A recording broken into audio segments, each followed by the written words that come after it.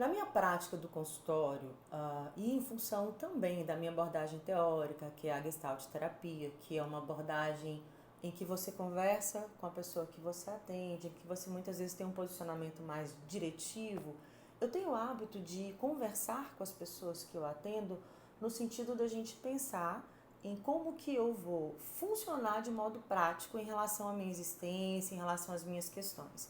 E aí, assim, o que tem me chamado a atenção? A questão do medo.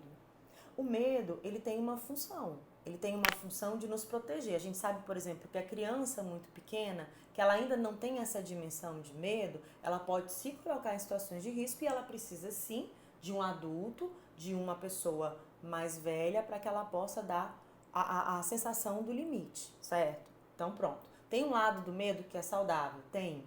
Mas o medo, ele normalmente envolve um aspecto que é da ordem do irracional. Vou dar um exemplo prático, simples.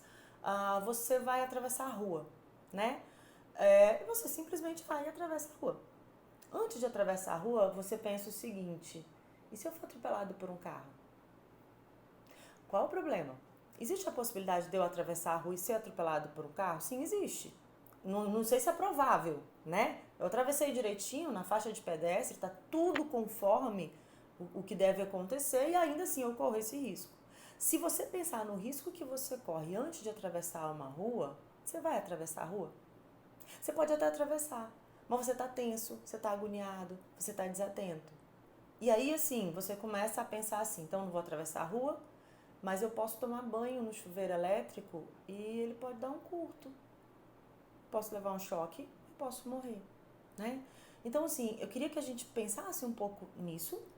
E aí eu fiquei lembrando, eu estudei filosofia há muitos anos, e aí eu lembro que quando a gente discutia a questão da lógica, a gente falava o seguinte, era um exemplo que o professor dava para a gente entender como é que funciona o raciocínio lógico. Então era assim, todo homem é mortal. Sócrates é homem, logo Sócrates é mortal. O que eu quero dizer com isso? É que quando a gente se conscientiza da nossa finitude, da possibilidade da morte, a gente fica apavorado. E aí é curioso, imagina o seguinte, imagina que você está se afogando.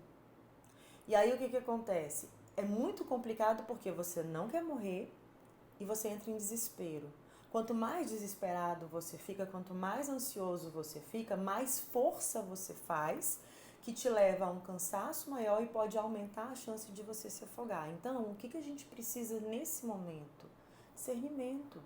A gente precisa conseguir separar o que é o medo natural, que nos protege, que nos organiza, que dá sentido à nossa existência e que é essencial, fundamental, e o medo irracional, da ordem do mágico, da ordem do fantasioso, que tem por consequência levar-nos ao pânico, ao desespero e à diminuição da nossa capacidade cognitiva. Então, assim, quando a gente está apavorado, quando a gente está em pânico, a gente não consegue pensar sobre o que é adequado, o que não é adequado, o que faz sentido, o que não faz sentido.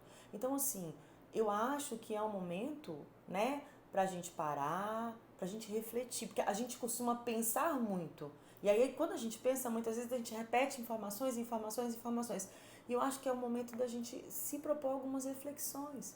Vamos ouvir as coisas que estão sendo faladas, vamos entender as coisas que estão sendo ditas, vamos refletir acerca dessas coisas e vamos trabalhar o nosso medo dentro da dimensão do concreto, daquilo que a gente sabe, daquilo que é racional.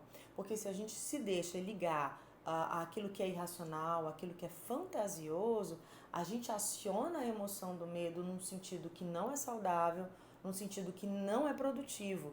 E aí, assim, a gente começa a adoecer.